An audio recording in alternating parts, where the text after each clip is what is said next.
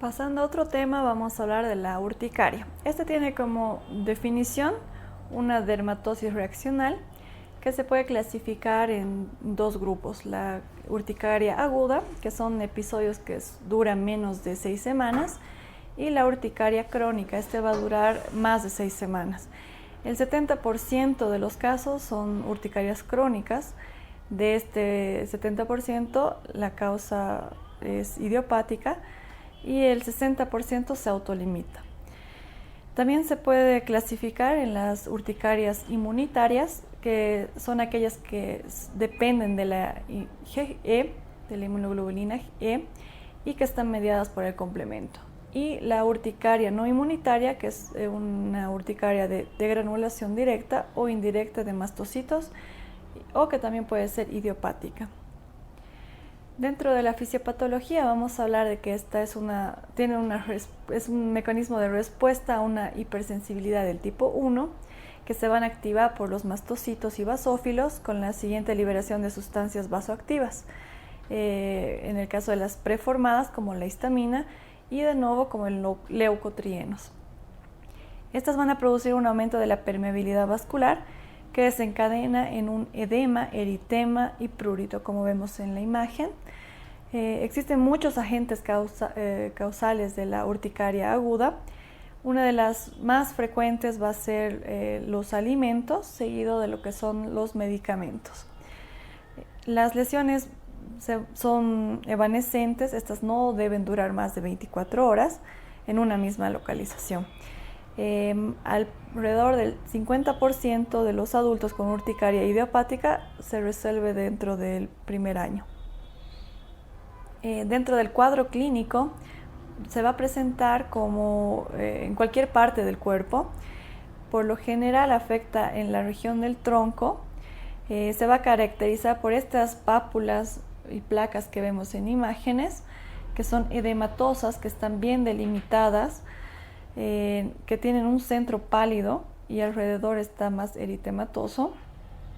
Tiene un tamaño variable, puede tener desde 2 milímetros hasta 30 centímetros.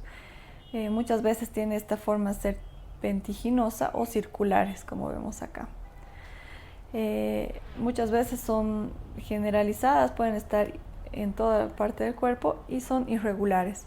Hasta un 40% de los casos se va a acompañar con un angioedema, que es un edema muy similar a las capas profundas, pero en la dermis y en el tejido subcutáneo, lo que causa un aumento del volumen y esto puede ocasionar mucho dolor. Para el diagnóstico, muchas veces se puede identificar la causa para poder ver a qué causa, ya sea alimenticia o medicamentosa, presenta la urticaria. Y se tiene que hacer con un cuadro clínico típico basado en lo que es la historia clínica. Cuando las lesiones duran o persisten más de 24 horas en un mismo lugar y ya dejan una hiperpigmentación residual, hay que hacer un estudio, una biopsia, para poder descartar que esta urticaria no se trate de una vasculitis urticariana, que es esta segunda imagen que vemos acá.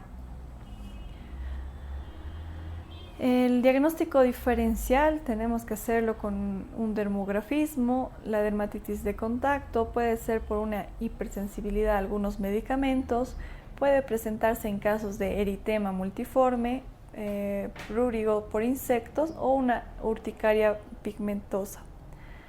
El tratamiento, al igual que lo que habíamos hablado anteriormente, es educar al paciente y identificar la causa, el agente causal, y poder hacer que relacione con el agente y tratar de evitarlo en lo más posible, ¿no? Cuando el evento es agudo, se puede tratar con antihistamínicos orales. Se puede utilizar la cetiricina, 5 miligramos cada 24 horas en niños de 2 a 5 años. En los niños mayores de 6 años o adultos ya se puede utilizar 10 miligramos cada 24 horas. Y si no se cuenta con la cetiricina, se puede utilizar la loratadina, desloratadina, levocetiricina o fexofenadina. Esto es recomendable utilizarlo solo por un plazo de 6 semanas, no mayor a este tiempo. Otra enfermedad típica de estas van a ser la dermatitis de la zona del pañal, que esta simplemente puede ser una reacción química a las heces, a la orina o a la humedad. Es más común en aquellos lactantes que tienen periodos prolongados de usar el pañal y que se encuentran con oclusión, ¿no?, de esta, que no permeabiliza el área y por eso se empieza a presentar esta reacción. También es típica en los adultos mayores que ya no tienen control de los esfínteres, que también utilizan pañal, entonces esta se determina como tal de dermatitis en la zona del pañal. Los factores que nos van a generar esta enfermedad van a ser una alteración de la barrera cutánea, porque va a ser deficiente.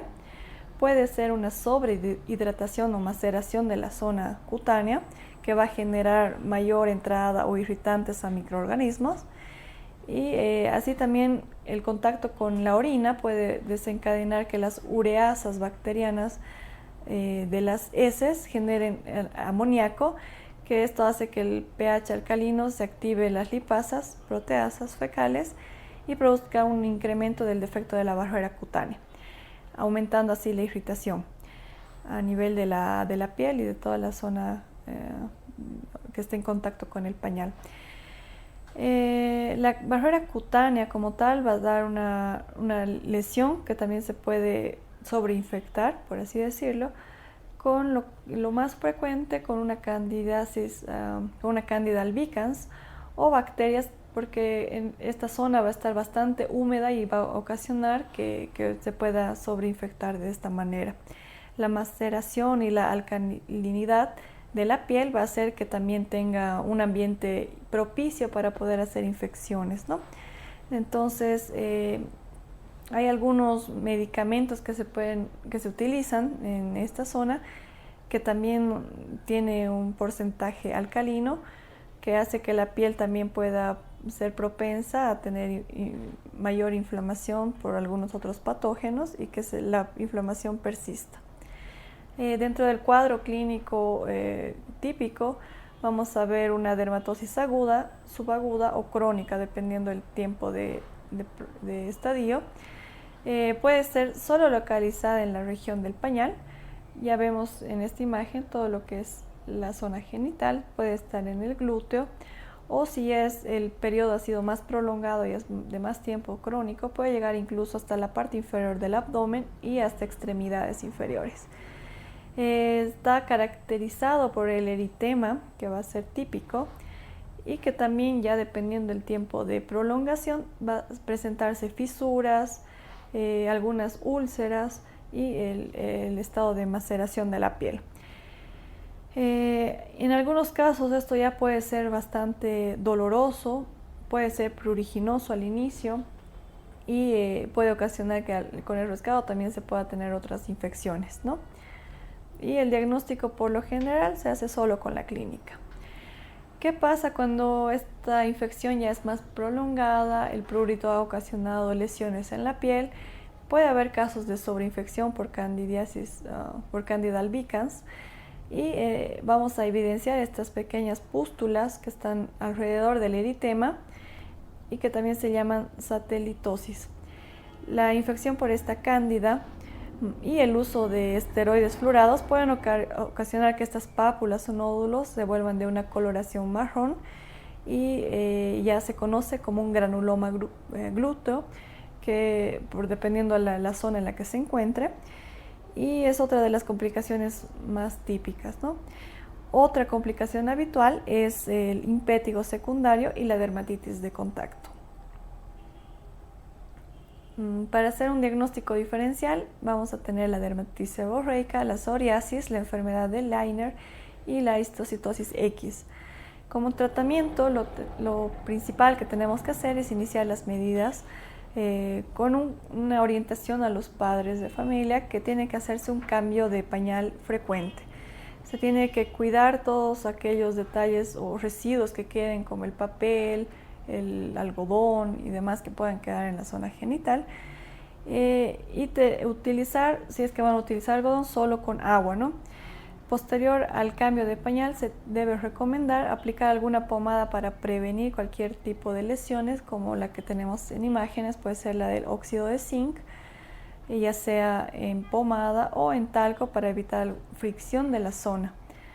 Se debe dejar descubierta la zona por un tiempo para evitar una humedad excesiva, entonces se recomienda que el periodo de utilización de pañal no sea prolongado y en algunos casos se puede orientar a hacer un tratamiento con los baños de asiento de vinagre, de ácido bórico y acético, que se mezclan esos tres, o bueno, uno de estos tres, con 3 cucharas en 1 litro de agua para acidificar la zona que esté afectada, la región. Después de aplicar el óxido de zinc, también se pueden aplicar algunos aceites naturales, como el aceite de almendras. En el caso de que estas lesiones ya presenten un impétigo secundario, se tiene que utilizar o añadir ya al tratamiento los antibióticos tópicos, como el clinolol al 3% o mupirocina. Otra vez. En el caso de que ya las lesiones presenten una infección secundaria como un impétigo secundario, se debe agregar un antibiótico tópico como el clinolol al 3% o mupirocina para evitar que se pueda extender aún más la infección por impétigo. Y en el caso de que ya existiera una complicación o una sobreinfección por una Candida albicans, se tiene que aplicar la nistatina vía tópica cada 12 horas por 7 días o imidazoles como el ketoconazol o el clotimazol.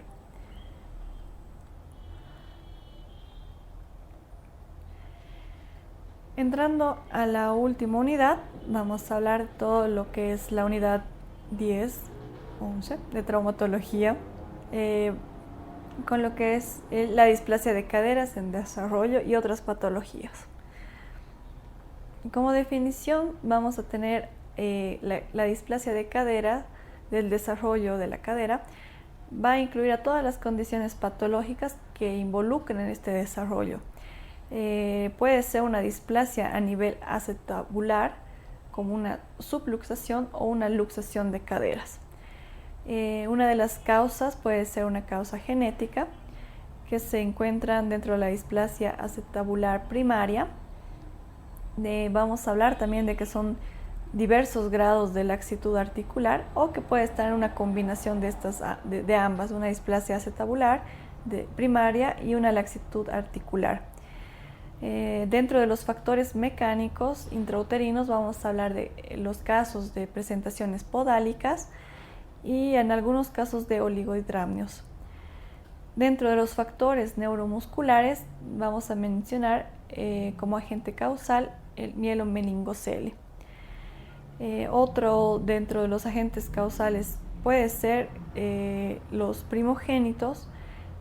Es más frecuente en los recién nacidos del género femenino que han tenido una presentación pélvica. Un antecedente familiar de esta patología, ya sea del padre o de la madre, puede ser agentes de deformidad de extremidades inferiores, tortícolis, metatarsoabducto, oligohidramnios y asimetrías de cadera persistente. El cuadro clínico se va a evidenciar en la etapa neonatal por una inestabilidad, que es uno de los principales datos clínicos, ¿no? La presencia de la asimetría de los pliegues puede... otra vez. Desde la presencia de asimetrías. La presencia de asimetría en los pliegues glúteos puede encontrarse también como un dato característico de este cuadro clínico, aunque se tiene una alta tasa de falsos positivos, ya que depende del operador. La mayoría en mayores de 6 meses de edad tienen una limitación para mover la articulación y muchas veces ya se evidencia el acortamiento de una de las extremidades, que son hallazgos en control de consulta más frecuentes. En los niños mayores que ya caminan se puede evidenciar que que se agrega a este cuadro clínico lo que es la marcha claudicante.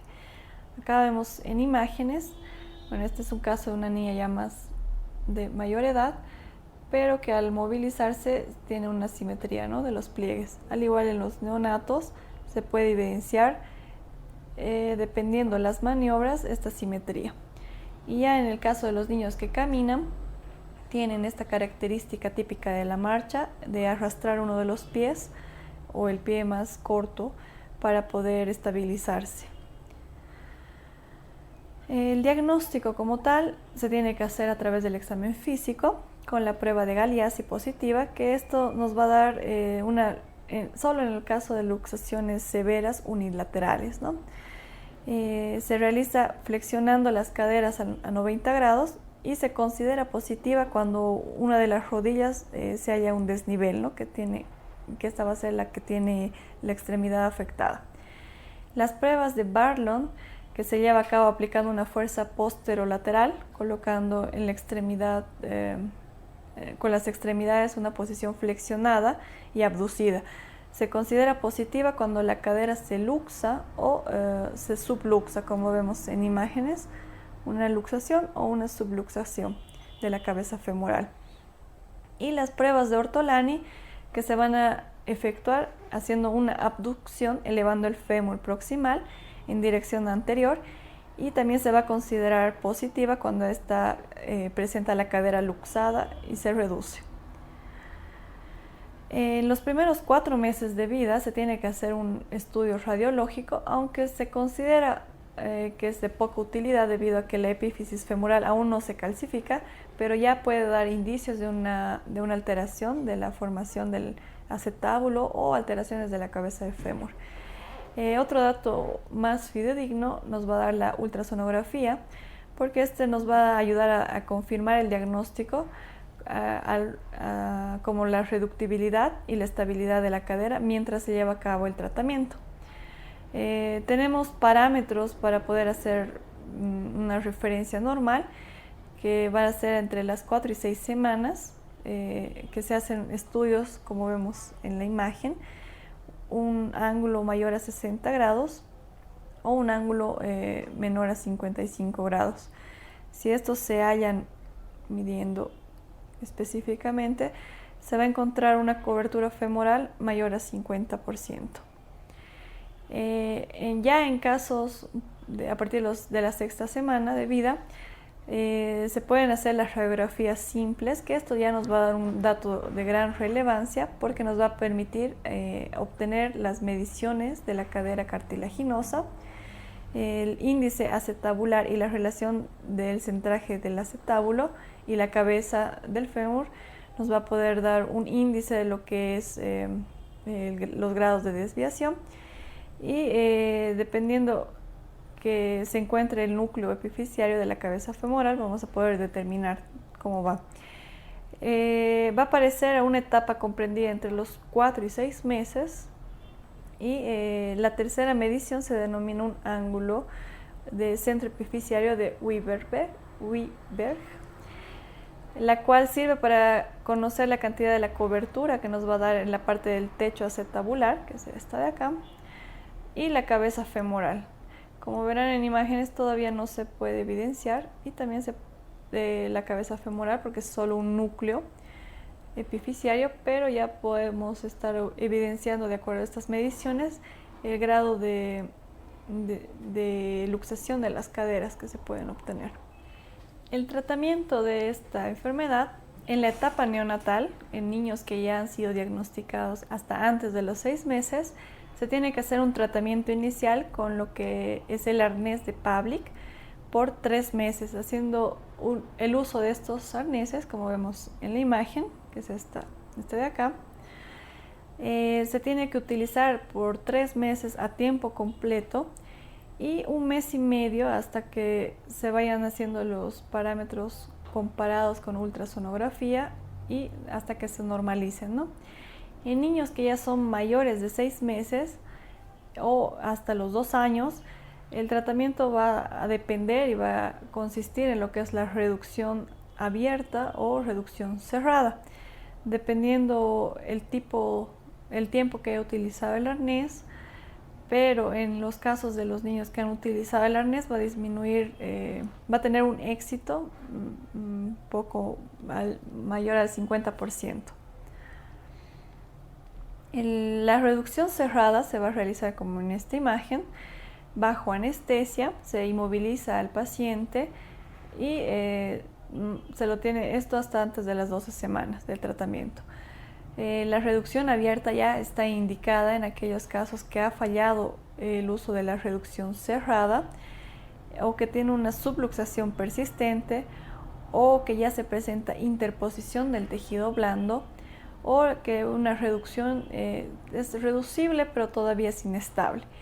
En los niños que ya son mayores de 2 años requiere una reducción abierta y se tiene que considerar el uso o el procedimiento de una osteotomía femoral para hacer un acortamiento.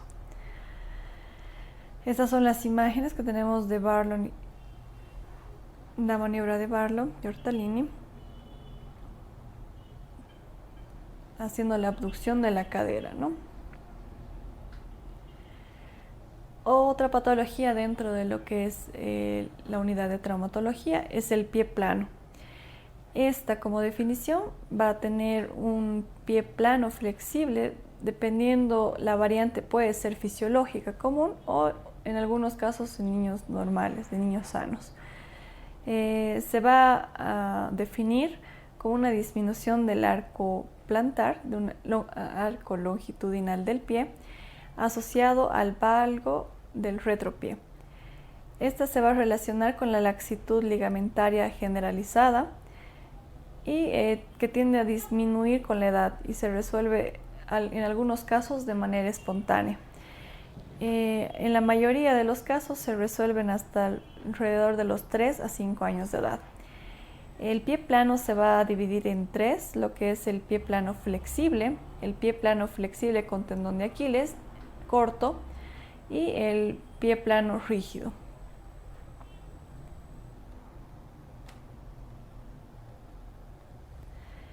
Dentro del cuadro clínico, muchas veces vamos a ver que el pie plano flexible con el arco se hace evidente porque el niño empieza a pararse de puntillas y tiende a estar todo el tiempo el pie en el aire, ¿no?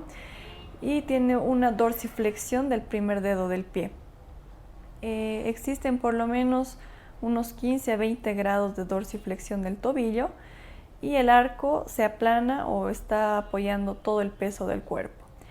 En algunos parámetros se encuentra alterado, puede ser que se trate de un pie plano patológico. Cuando ya hablamos de esta dorsificación del tobillo, también ya es un pie plano patológico. Si el paciente tiene clínicamente un pie plano flexible y que solo presenta algunos casos de dolor o duda diagnóstica, se tiene que hacer ya radiografías complementarias de la parte del dorso plantar y lateral con apoyo.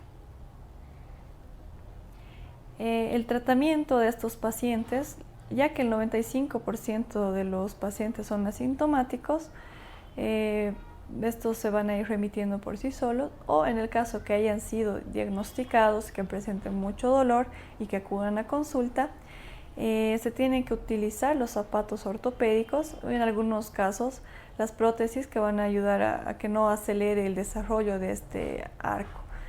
Se puede utilizar el uso de tenis con soporte del arco y el talón para disminuir un poco la sensación de cansancio y de dolor que estos pacientes presentan, que muchas veces se le atribuye o está asociado a lo que es el pie plano flexible, más que todo en aquellos niños que presentan sobrepeso.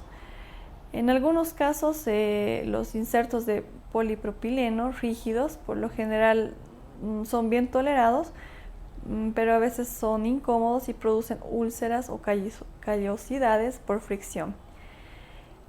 Son raros aquellos casos que a pesar del tratamiento el dolor persiste y tienen un abombamiento o abatimiento severo del arco longitudinal y se recomienda un tratamiento quirúrgico.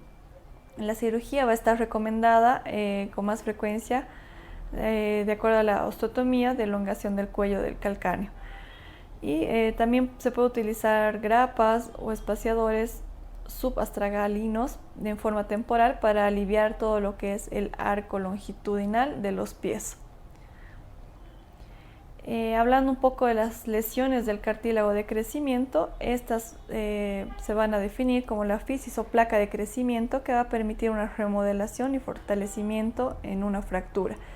Muchas veces tienen lesiones que pueden ser provocadas en esta región y que puede provocar deformidades angulares o discrepancias en algunas extremidades. Podemos evidenciar en los miembros torácicos de crecimiento más acelerado que va a ocurrir en una porción proximal y distal de la extremidad, en el caso del húmero proximal y el radio o cúbito distal. Y en algunos casos, mientras los miembros pélvicos se van presentando a nivel de la mayor parte del crecimiento, a nivel del fémur distal y tibia peroné proximal. Una fractura en la placa de crecimiento nos va a resultar un compromiso de la vascularidad de la fisis y va a dañar las células germinales, lo que ocasiona que la formación de los puentes óseos no sea completa entre lo que va a ser la epífisis y la metáfisis. La destrucción de la vasculatura epifisiaria va a provocar una detención del crecimiento central, seguido de una epifisiodisis completa. El diagnóstico para esto lo va a clasificar en la clasificación más utilizada para las fracturas de placa fisiaria, que es la de Salter y la de Harris, que esta nos va a dar una clasificación, como vemos en la imagen, tipo 1 hasta la tipo 5. Una desventaja de esta clasificación va a ser que en las fases iniciales no se puede distinguir cuando es una lesión tipo 1 de una tipo 5. Y el tratamiento para poder realizar esto es dependiendo del tamaño y la localización que ha tenido daño a nivel fisiario, nos va a determinar qué tipo de deformidad va a ser la resultante de esta. El arresto completo puede producir el acortamiento de esta extremidad sin presentar deformidad angular. El grado de discrepancia va a depender de la tasa de crecimiento de las fisis afectadas y dependiendo también de la edad del paciente. Se puede considerar como forma del tratamiento la epifisiodesis contralateral como una opción terapéutica una vez que el arresto fisiario se ha diagnosticado. En los casos que no se requieren tratamiento cuando el potencial de crecimiento es mínimo o cuando la discrepancia de una extremidad afectada es menor a 2 centímetros. El alargamiento óseo puede ser un tratamiento como una opción cuando hay discrepancia cuando está proyectado o este es mayor a unos 5 centímetros.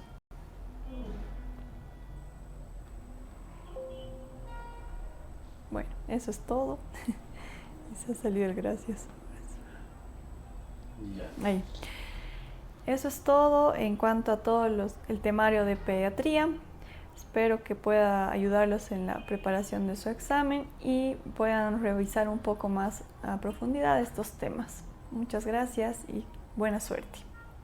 Esa última parte repetiremos. Ya. Eso es todo. ¿Ves el conteo? Porque se ha salido. Ya. Sí, yo, ay. Ya. Voy a contar y ahí empieza. Ya. 3, 2, 1. Y con esa parte terminamos todo lo que es pediatría. Los módulos que han sido estudiados van a poder evidenciar que hay temas que hay que estudiar un poco más a profundidad y hay ciertos temas que se estudian dentro de otros módulos, ¿no? Espero que les haya servido, que tengan buena suerte en el examen y eso es todo. Gracias. No sé ni qué he dicho hace rato. La última parte. Ya. Uno más. Ya, uno más. Mejor. Ya. Ya, voy a contar. 3, 2, 1. Y con esa parte terminamos todo lo que es la unidad de pediatría. Espero que les haya podido servir un poco este repaso. Hay ciertos temas que hay que estudiar a profundidad Y como verán, hay algunos temas que están en otras unidades, dentro de otras materias, que las van a poder revisar también. Espero que tengan buena suerte en el examen, estudien a profundidad estos temas que van a entrar más en la parte de pediatría y desearles éxitos. Buena suerte.